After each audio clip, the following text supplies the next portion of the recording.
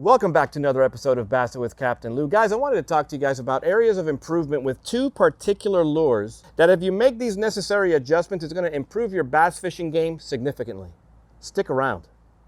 If you've been following my social media lately on Facebook or Instagram, you guys know I've been making reels in regards to these two lures, the spook-style lure and the popping lure. I've caught some pretty nice bass, but the point of the video is to show you guys some observations that I've made over the years with clients and myself actually in regards to being more effective in fishing these two lures.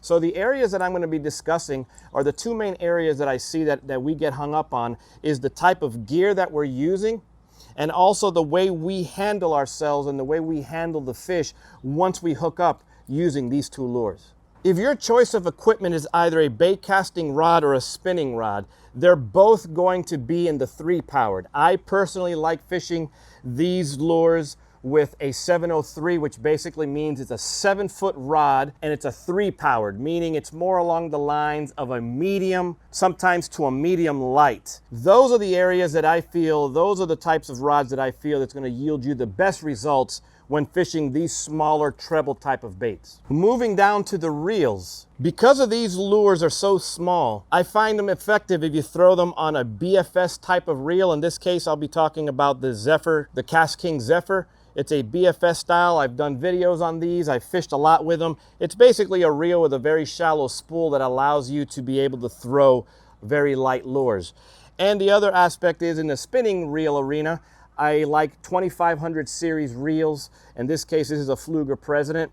I enjoy these type of reels because of the line capacity. It's not a big spool, it's a shallow spool, and I'm able to throw these lures a significant distance because of this type of setup.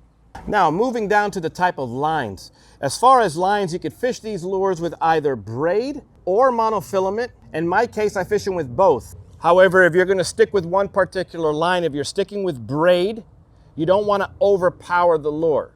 And what do I mean by that? You don't want a thick, heavy line. You're looking for lines that are anywhere between, in the safe zone for me, are anywhere between 15-pound type of braid or 20-pound. 15 to 20-pound braid, you could get away with throwing this lure very easily. As far as monofilament is concerned, you could get away with this. I like throwing anywhere between, if you're going to do strictly monofilament, 10 to 12-pound monofilament. But as far as my leaders, if you're a leader guy, I will still use the 15 to 20-pound braid, but I will add a 15-pound leader as my connecting line. So we talked about the rods. We talked about reels very briefly. Let me talk to you guys specifically about the lures. Right out of the box, the modifications that I will do to these lures, the main thing that I'm looking for is to see if it has a split ring attached to the nose. Some brands do, some brands don't. In this particular case, the Booyah does not come with a split ring, so I go ahead and add a split ring to the nose. And the reason why I do that is because it allows the bait to move a little bit freer in the water when you're popping it, because you can walk these type of lures as well. Another thing you can do is, if you're proficient in knots, is you could do a loop knot, a very small loop knot, and that's another way of tying this particular lure if you don't have any split rings. In the case of the Super Spook Boyo, right out of the box, these lures come with a small split ring, so I don't need to do any of the attachment. But you'll find and you'll see here that the Spook swims a lot more freer when you have a split ring attached to its nose. So now that I covered the rods, I covered the reels, I covered the lines and the modifications that I do to the lures, I want to go back to the rods one more time. And the reason why I keep emphasizing that you focus on a 3-powered type of rod is because when you set the hooks on these type of lures, you are not doing a monstrous hook set to these lures. They're very small and they're very small treble hooks. So once I've seen that the bass has taken the lure, the bass has either exploded out of the water and grabbed the lure or come up and slurped it. Once I've seen that the bass has the lure in its mouth, I sweep. I just basically rotate my hips and my arm away from where the hit occurred, and it rakes it across. And trust me, these sticky hooks will do their job if you set the hook correctly. Okay, so you followed my instructions up to this point. You got the correct rod, the correct reel, the line, you did the modification that I advised, launched that bait, and all of a sudden a nice beautiful bass just freaking crushes the popper. You do the sweep set, you're on. Now this part is easier said than done. Let the equipment work for you. And what do I mean by that? Be patient, take your time, trust your equipment, okay? Make sure your drag is set properly and properly fight the fish. Do not horse it and go crazy fighting the fish. Do not let the excitement overrun you.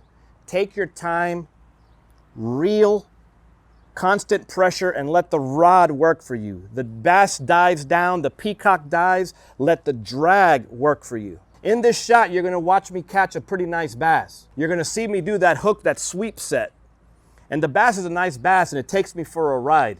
But you're gonna watch how I make my adjustments accordingly on the water. I'm taking my time, I'm adjusting my drag. The main thing that you guys gotta keep in mind is once that bass or peacock bass hits open water, it's your fight to win because there's no obstructions that you have to deal with. It's just you fighting the fish and letting it tire itself down.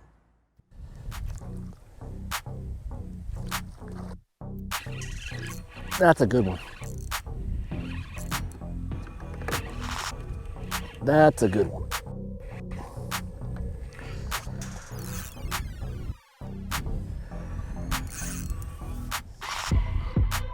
Oh, that's a nice bass.